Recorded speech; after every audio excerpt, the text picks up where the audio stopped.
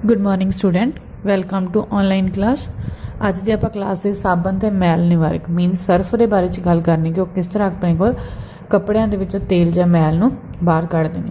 तो अपने कोल इत्थे दिखाया होया दा सारा प्रोसीजर कि किस तरह अपने कोल साबन है तेल दी बूंद दे आले दुआले एक चक्कर बना के उसनूं की है कपड़े तो बाहर लैके आउंदी है।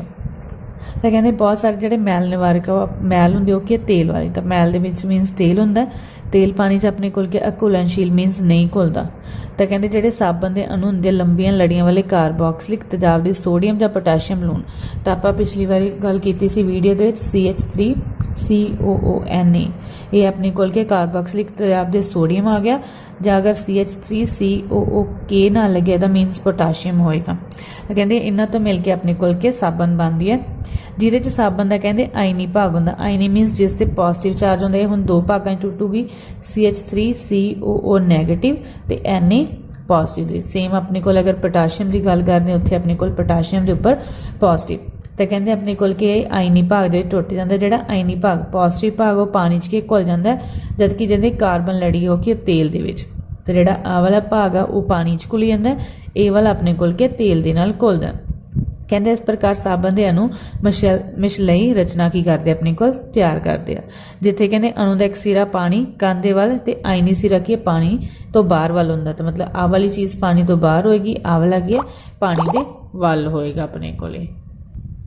तो फिर इस तरीके नाल कि पानी जी का मल्शन बनता है। मल्शन मीनस एक घोल होंदा अपने को। तो कहते इस प्रकार साबन अपने कोल के मैल बाहर कढ़दा। तो कहते इस तरह अपने कोल की है मसैला पानी दे विचों पानी मैल नूं पानी चो की घोलण विच सहायता करदा। पानी च मैल घोल के कपड़े अपने साफ हो जाते हैं। हुण जिहड़े अपने कोल मसैल की रचना होंदी है किस तरीके नाल अपने हो रही है, तो उन्होंने की किया कहते साबन के अणु अजिहे होंदे हैं जिन्हां दे दो सिरिਆਂ ਦੇ ਵੱਖ-ਵੱਖ गुण होंदे। तो हुण देखिया आपां साबन दे विच दो चीज़ां होंदियां, एक दे उपर नैगेटिव चार्ज, दूजा की पॉजिटिव चार्ज।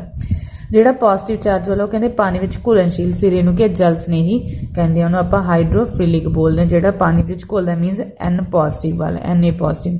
सैकेंड अपने कोल हाइड्रोकार्बन लड़ी मीनस अपने कोल जिहदे च CH3COOC वो अपने कोल के चिकनाई च घुलण वाले दूजे सिरे नूं की कहते जल विरोधी मीनस जिहड़ा जल दे विच नहीं घुलदा उहनूं जल विरोधी, जिहड़ा जल दे विच घुल जांदा उहनूं की बोलदे आपां जल स्नेही। जिहड़ा जल दे विच नहीं घुलदा वो जल च ना घुल के किहदे च घुलदा मैल दे नाल घुल जांदा। कहते जदों पानी साबन की सतह ते हुंदा तो उसके अणु अपने आप को इस तरह स्थापित कर लेंगे कि उन्होंने आयनी सिरा की पानी के अंदर होंदा, जबकि हाइड्रोकार्बन पूछ की मैल वाल होंदी है। तो उन्होंने ले लिया अपने को Na पॉजिटिव की ऊपर है, दूसरी चीज़ अपने को इत्थे इकट्ठी हो रही है। तो दिखाया जो अपने को ये वाली चीज़ है कि जल स्नेही पानी च घुलने वाला, दूसरी वाला कि जल विरोधी अपने को जो पानी दे विच नहीं घुलदा गा। तो की अपने को मैल पई है, तो हौली हौली जो अपने को होंदा गा मैल निवारक जो अपने को साबन है वो जोड़े सिरे होंगे अपने को जल स्नेही ते जल विरोधी। जल स्नेही के पानी वाल नूं जाना शुरू कर दिंदा, जल विरोधी जोड़ा वो कि मैल के आले दुआले के इकट्ठा होना शुरू हो जाता। हौली हौली वो कि मैल नूं सारी नूं अपने वाल खिंच के ਉਹਦੇ आसे पासे एक चक्कर बना लेंगे। तो फिर उस तरीके नाल मैल नूं तो कहते इस नाल की हाइड्रोकार्बन है पानी सिरा पानी तो की मैल तो बाहर मैल वाल नूं वधदा। तो कहते जो अपने कोल की है जल विरोधी है किहदे वाल जा रहा है मैल वाल। कहते इस तरह मैल के आले दुआले साबन के अणुआं का एक गुच्छा बन जाता। आ चीज़ बनाई सी उसनूं आपां की बोलता मसैल्स का। आ सारी जदों कि पहला प्रोसैस स्टार्ट हुई मैल इस तरीके से हौली हौली उन्होंने मैल नूं अपने वाल खिंचना स्टार्ट करता।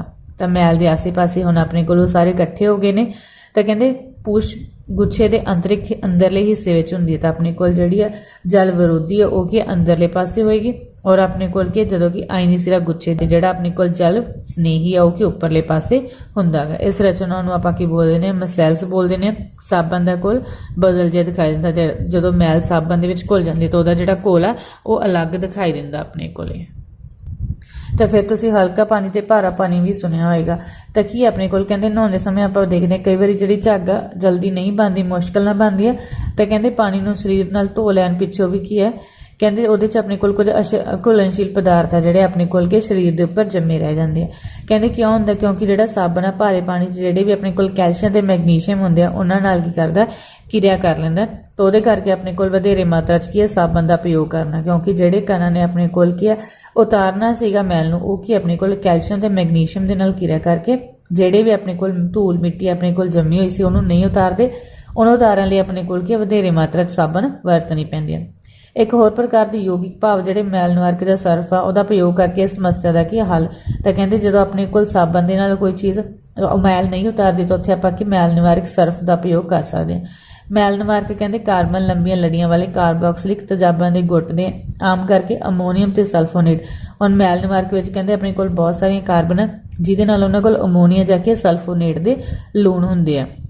ਕਹਿੰਦੇ ਇਹਨਾਂ ਯੋਗਿਕਾਂ ਦੇ ਚਾਰਜਤ ਸਿਰੇ ਕਠੋਰ ਪਾਣੀ 'ਚ ਮੌਜੂਦ ਕੈਲਸ਼ੀਅਮ ਜਿਹੜਾ ਆਪਣੇ ਕੋਲ ਉਹਦੇ 'ਚ ਚਾਰਜਤ ਸਿਰਾ ਬਣਦਾ, ਜਿਵੇਂ ਆਪਣੇ ਕੋਲ ਉਹਦੇ 'ਚ Na ਪੋਜ਼ਿਟਿਵ ਬਣਦਾ ਸੀ, ਇਹਦੇ 'ਚ ਵੀ ਆਪਣੇ ਕੋਲ ਬਣੇਗਾ। ਕਹਿੰਦੇ ਉਹ ਕੈਲਸ਼ੀਅਮ ਤੇ ਮੈਗਨੀਸ਼ੀਅਮ ਆਇਨਾਂ ਨਾਲ ਕਿ ਅਘੁਲਨਸ਼ੀਲ ਉਹ ਉਹਨਾਂ ਦੇ ਨਾਲ ਇੱਕ ਪਦਾਰਥ ਆਪਣੇ ਕੋਲ ਕਿ ਅਘੁਲਨਸ਼ੀਲ ਪਦਾਰਥ ਨਹੀਂ ਬਣਾਉਂਦੇ, ਮੀਨਸ ਉਹ ਪਾਣੀ ਦੇ ਵਿੱਚ ਆਪਣੇ ਕੋਲ ਕਿ ਘੁਲ ਜਾਂਦੇ ਆ। ਇਸ ਪ੍ਰਕਾਰ ਇਹ ਕਠੋਰ ਪਾਣੀ ਵਿੱਚ ਵੀ ਅਸਰਦਾਰ। ਤਾਂ ਕਹਿੰਦੇ ਜਿਹੜੇ ਸਰਫ ਹੈ ਸਾਬਣ ਦੇ ਨਾਲੋਂ ਜ਼ਿਆਦਾ ਅਸਰਦਾਰ ਹੁੰਦੇ ਆ। ਆਮ ਕਰਕੇ ਮੈਲ ਨਿਵਾਰਕਾਂ ਦਾ ਆਪਾਂ ਪ੍ਰਯੋਗ ਕਿੱਥੇ ਕਰਦੇ ਹਾਂ? ਸ਼ੈਂਪੂ ਤੇ ਕੱਪੜੇ ਧੋਣ ਵਾਲੇ ਪਦਾਰਥ, ਸਾਬਣ ਵਗੈਰਾ ਜਾਂ ਆਪਣੇ ਕੋਲ ਹੋਰ ਜਿਹੜੇ ਵੀ ਕੱਪੜੇ ਧੋਣ ਵਾਲੇ ਆਪਣੇ ਕੋਲ ਪਦਾਰਥ ਬਣਦੇ ਉਹਨਾਂ ਦੇ ਵਿੱਚ ਆਪਾਂ ਮੈਲ ਨਿਵਾਰਕਾਂ ਦੀ ਵਰਤੋਂ ਕਰ ਸਕਦੇ ਹਾਂ।